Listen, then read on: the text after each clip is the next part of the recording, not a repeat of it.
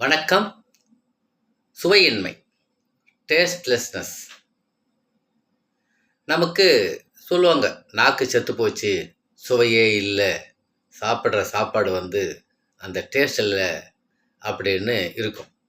இதனால் மனசு லேசாக அழுத்தம் வருவதற்கான வாய்ப்புகள் உண்டு. செரிமான பிரச்சனைகள் வரும். இந்த உமிழ்நீர் சுரப்பியும் இந்த உணவும் சேர்ந்து நமக்கு அது ஒரு சுகம் தராது. இந்த சுவையின்மையை போக்கி சுவை உருவாவதற்கு நம்மிடையே ஒரு வர்ம பிராண யோகா இருக்குது. சங்கு முடிச்சு வர்ம பிராண யோகா. இதுக்கு ஆடம்ஸ் ஆப்பிள் அப்படின்னு ஆங்கிலத்தில் சொல்லுவாங்க. நம்ம கழுத்தில் இருக்குது. இந்த கழுத்து லேசாக தூக்குறோம் பாருங்களா, இங்கே ஒரு முடிச்சு இருக்குது. இது மாதிரி தான் சங்கு முடிச்சு.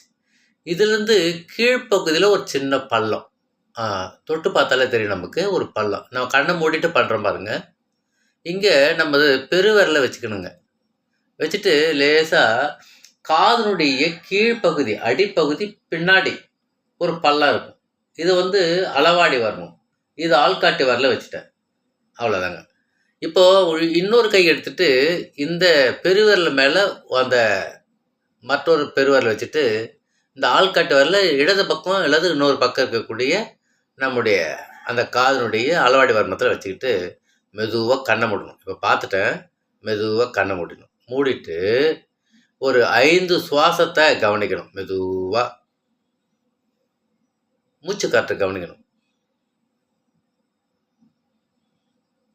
ஒரு 5 சுவாசம் மெதுவாக, ரொம்ப அழுத்தக்கூடாது, தொடணும், அவ்வளோதான். இது ஒரு 5 சுவாசம் முடிஞ்ச பிறகு 1 நிமிடம் ஓய்வு. மீண்டும் ஒரு அதே பகுதியில் வச்சுட்டு ஒரு 5 சுவாசம், மீண்டும் 1 நிமிடம் ஓய்வு, 5 சுவாசம், மீண்டும் 1 நிமிடம் ஓய்வு. இது ஒரு 3 சுற்றுகள்.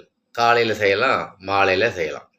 இந்த சங்கு முடிச்சு வர்ம பிராண யோகா தொடர்ந்து செஞ்சுட்டு வந்தோம்னா நம்முடைய அந்த சுவையின்மையை போக்கி சுவை உருவாவதற்கான வாய்ப்புகள் அதிகம். இதனால் அந்த மன அழுத்தம், அந்த அஜீரண கோளாறுகள் நம்மிடையே விட்டு விலகும்.